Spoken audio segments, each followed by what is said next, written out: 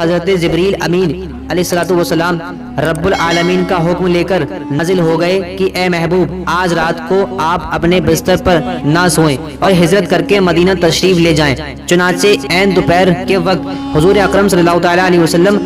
حضرت ابو بکر صدیق رضی اللہ تعالیٰ عنہ کے گھر تشریف لے گئے اور حضرت ابو بکر صدیق رضی اللہ تعالیٰ عنہ سے نے فرمایا گھر والوں کو ہٹا دو، کچھ مشورہ کرنا ہے۔ حضرت ابو بکر صدیق رضی اللہ تعالیٰ عنہ نے عرض کیا کہ یا رسول اللہ صلی اللہ تعالیٰ علیہ وسلم آپ پر میرے ماں باپ قربان، یہاں آپ کی اہلیہ حضرت عائشہ رضی اللہ تعالیٰ عنہ کے سوا کوئی نہیں ہے۔ اس وقت حضرت عائشہ رضی اللہ تعالیٰ عنہا سے حضور اکرم صلی اللہ تعالیٰ علیہ وسلم کی شادی ہو چکی تھی۔ حضور صلی اللہ تعالیٰ علیہ وسلم نے فرمایا کہ اے ابو بکر اللہ تعالیٰ نے مجھے ہجرت کی اجازت فرمائی ہے۔ حضرت ابو بکر صدیق رضی اللہ تعالیٰ عنہ نے عرض کیا کہ میرے ماں باپ آپ صلی اللہ تعالیٰ علیہ وسلم کر قربان، مجھے بھی ہمراہی کا شرف عطا فرمائیے۔ آپ صلی اللہ تعالیٰ علیہ وسلم نے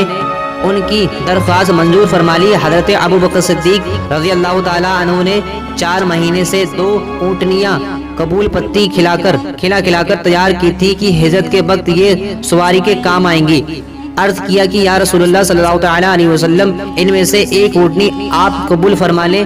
آپ صلی اللہ تعالیٰ علیہ وسلم نے ارشاد فرمایا کہ قبول ہے مگر میں اس کی قیمت دوں گا۔ حضرت ابو بکر صدیق رضی اللہ تعالیٰ عنہ نے وعدے ناخواستہ فرماتے رسالت سے منظور ہو کر اس کو قبول کر لیا۔ اس کے بعد حضور اکرم صلی اللہ تعالیٰ علیہ وسلم نے ایک کافر کو جس کا نام عبداللہ بن اریقط تھا، جو راستے کا ماہر تھا، رہنمائی کے لیے اجرت پر نوکر رکھا اور دونوں اونٹنیوں کو اس کے سپرد کر کے فرمایا کہ 3 راتوں کے بعد وہ ان اونٹنیوں کو لے کر غار سیر کے پاس آ جائے۔ کفار مکہ نے اپنے پروگرام کے مطابق کاشانہ نبوت کو گھیر لیا اور انتظار کرنے لگے کہ حضور اکرم صلی اللہ تعالیٰ علیہ وسلم سو جائیں تو ان پر قاتلانہ حملہ کر دیا جائے۔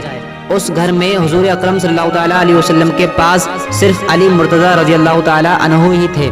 کفار مکہ اگرچہ رحمت عالم صلی اللہ تعالیٰ علیہ وسلم کے بدترین دشمن تھے مگر اس کے باوجود حضور صلی اللہ تعالیٰ علیہ وسلم کی امانت اور دیانت پر کفار کو اس قدر اعتماد تھا کہ وہ اپنی قیمتی مال و سامان کو حضور اکرم صلی اللہ تعالیٰ علیہ وسلم کے پاس امانت رکھتے تھے۔ چنانچہ اس وقت بھی بہت سی امانتیں کاشانہ نبوت میں تھی۔ حضور اکرم صلی اللہ تعالیٰ علیہ وسلم نے حضرت علی رضی اللہ تعالیٰ عنہ سے فرمایا کہ تم میری سبز رنگ کی چادر اوڑھ کر میرے بستر پر سوتے رہو اور میرے چلے جانے کے بعد تم قریش تمام امانتیں ان کے مالکوں کو سونپ کر مدینہ چلے آنا۔ یہ بڑا ہی خوفناک اور بڑے سختے خطرے کا موقع تھا۔ حضرت علی رضی اللہ تعالیٰ عنہ کو معلوم تھا کہ کفار مکہ حضور رحمت عالم کو قتل کا ارادہ کر چکے ہیں، مگر حضور اکرم صلی اللہ تعالیٰ علیہ وسلم کے اس فرمان سے کہ قریش کی ساری امانتیں لوٹا کر مدینہ چلے آنا، حضرت علی رضی اللہ تعالیٰ عنہ کو یقین کامل تھا کہ میں زندہ رہوں گا اور مدینہ پہنچوں گا۔ اس لیے رسول اللہ صلی اللہ تعالیٰ علیہ وسلم کا بستر جو آج کانٹوں کا بچھونا تھا حضرت علی رضی اللہ تعالیٰ عنہ کے لیے پھولوں کی سیز بنا دیا گیا اور آپ رضی اللہ تعالیٰ عنہ بستر پر صبح تک آرام کے ساتھ میٹھی میٹھی نیند سے سوتے رہے۔ اپنے اس کارنامے پر فخر کرتے ہوئے شیر خدا نے اپنے اشعار میں فرمایا کہ میں نے اپنی جان کو خطرے میں ڈال کر اس ذات گرامی کی حفاظت کی جو زمین پر چلنے والوں اور خانہ کعبہ اور حتیم کا طواف کرنے والوں میں سب سے زیادہ بہتر اور بلند مرتبہ رکھتا ہے۔ رسول خدا صلی اللہ تعالیٰ علیہ وسلم کو یہ اندیشہ تھا کہ کفار مکہ ان کے ساتھ خفیہ چال چل جائیں گے، مگر خدا بندے مہربان نے سب ان کو کافروں کی خفیہ تدبیر سے بچا لیا۔ حضور اکرم صلی اللہ تعالیٰ علیہ وسلم نے بستر نبوت پر جانے ولایت کو سلا کر ایک مٹھی خاک ہاتھ میں لی اور سورہ یاسین کی ابتدائی آیتوں کی تلاوت فرماتے ہوئے نبوت خانے میں سے باہر تشریف لائے اور محاصرہ کرنے والے کافروں کے سروں پر خاک ڈالتے ہوئے ان کے مجمع سے صاف نکل گئے۔ نہ کسی کو نظر آئے نہ کسی کو کچھ خبر ہوئی۔ ایک دوسرا شخص جو اس مجمع میں موجود نہ تھا اس نے ان لوگوں کو خبر دی کہ محمد صلی اللہ تعالیٰ علیہ وسلم تو یہاں سے نکل چکے ہیں اور چلتے وقت تمہارے سروں پر خاک ڈال گئے ہیں۔ چنانچہ ان خور بختوں نے اپنے سروں پر ہاتھ پھیرا تو واقعی ان کے سروں پر خاک اور دھول پڑی ہوئی تھی۔ رحمت عالم صلی اللہ تعالیٰ علیہ وسلم نے اپنے دولت خانے سے نکل کر مقام حضورہ کے پاس کھڑے ہو گئے اور بڑی حسرت کے ساتھ کعبہ کو دیکھا اور فرمایا کہ اے شہر مکہ، تو مجھ کو تمام دنیا سے زیادہ پیارا ہے، مگر اگر میری قوم مجھ کو تجھ سے نہ نکالتی تو میں تیرے سوا کسی اور جگہ سکونت پذیر نہ ہوتا۔ حضرت ابوبکر صدیق رضی اللہ تعالی عنہ سے پہلے ہی قرارداد ہو چکی تھی،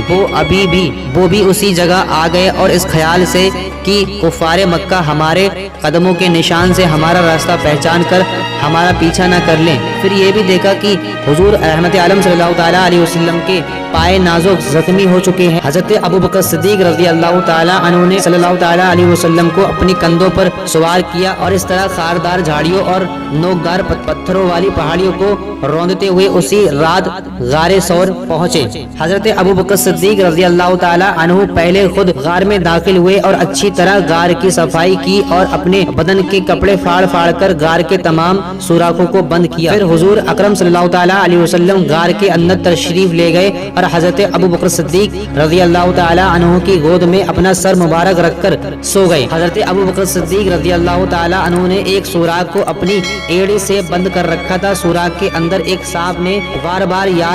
غار کے پاؤں میں کاٹا، مگر حضرت ابوبکر صدیق جاں نثار رضی اللہ تعالیٰ عنہ نے اس خیال سے پاؤں نہیں ہٹایا کہ رحمت عالم صلی اللہ تعالیٰ علیہ وسلم کے خواب رحمت میں خلل نہ پڑ جائے، مگر درد کی شدت سے یار غارے کے آنسو کی دھار کے چند قطرے سربر کائنات کے رخسار پر نثار ہو گئے، جس سے رحمت عالم صلی اللہ تعالیٰ علیہ وسلم کے بیدار ہو گئے اور اپنے یار غار کو روتا دیکھ کر بے قرار ہو کر پوچھا، ابو بکر کیا ہوا؟ عرض کیا کہ یا رسول اللہ صلی اللہ تعالیٰ علیہ وسلم مجھے سانپ نے کاٹ لیا ہے۔ یہ سن کر حضور اکرم صلی اللہ تعالیٰ علیہ وسلم نے زخم پر اپنا لعاب دہن لگا دیا، جس سے فوراً ہی درد جاتا رہا۔ حضور اقدس صلی اللہ تعالیٰ علیہ وسلم نے 3 رات اس غار میں رونق افروز رہے۔ حضرت ابوبکر صدیق رضی اللہ تعالیٰ عنہ کے زبان فرزند حضرت عبداللہ رضی اللہ تعالیٰ عنہ روزانہ رات کو غار کے منہ پر سوتے اور صبح سویرے ہی مکہ چلے جاتے اور پتہ لگاتے کہ قریش کیا تبدیلیں کر رہے ہیں۔ جو کچھ خبر ملتی شام کو آ کر حضور اکرم صلی اللہ تعالیٰ علیہ وسلم سے عرض کر دیتے۔ حضرت ابوبکر صدیق رضی اللہ تعالیٰ عنہ کے غلام حضرت عامر بن فہیرہ رضی اللہ تعالیٰ عنہ کچھ رات گئے چارگاہ سے بکریاں لے کر غار کے پاس آ جاتے اور ان بکریوں کا دودھ دونوں عالم کے تاجدار صلی اللہ تعالیٰ علیہ وسلم اور ان کے یار غاری کو پلا دیتے۔ ادھر کاشانہ نبوت کا محاصرہ کرنے والے کفار جب صبح کو مکہ میں داخل ہوئے تو بستر نبوت پر حضرت علی رضی اللہ تعالیٰ عنہ تھے۔ ظالموں نے تھوڑی دیر آپ رضی اللہ تعالیٰ عنہ سے پوچھ گچھ کر کے آپ کو چھوڑ دیا۔ پھر حضور رحمت عالم صلی اللہ تعالیٰ علیہ وسلم کی تلاش اور جستجو میں مکہ اور اطراف جوانب کا چپا چپا چھان مارا، یہاں تک کہ ڈھونڈتے ڈھونڈتے غار سیر تک پہنچ گئے، مگر غار کے منہ پر اس وقت خدا بندی حفاظت کا پہرا لگا ہوا تھا، یعنی غار کے منہ پر مکڑی نے جالا تن دیا تھا اور کنارے پر کبوتری نے انڈے دے رکھے تھے۔ یہ منظر دیکھ کر کفار قریش آپس میں کہنے لگے کہ اس غار میں کوئی انسان موجود ہوتا تو مکڑی جالا تنتی نہ تو مکڑی جالا اور نہ کبوتری یہاں انڈے دیتی۔ کفار کی آہٹ پا کر حضرت ابوبکر صدیق رضی اللہ تعالیٰ عنہ کچھ گھبرائے اور عرض کیا کہ یا رسول اللہ صلی اللہ تعالیٰ علیہ وسلم اب ہمارے دشمن اس قدر قریب آ گئے ہیں کہ اگر وہ اپنے قدموں پر نظر ڈالیں تو ہم کو دیکھ لیں گے۔ حضور صلی اللہ تعالیٰ علیہ وسلم نے فرمایا اس کے بعد مت گھبراؤ، خدا ہمارے ساتھ ہے۔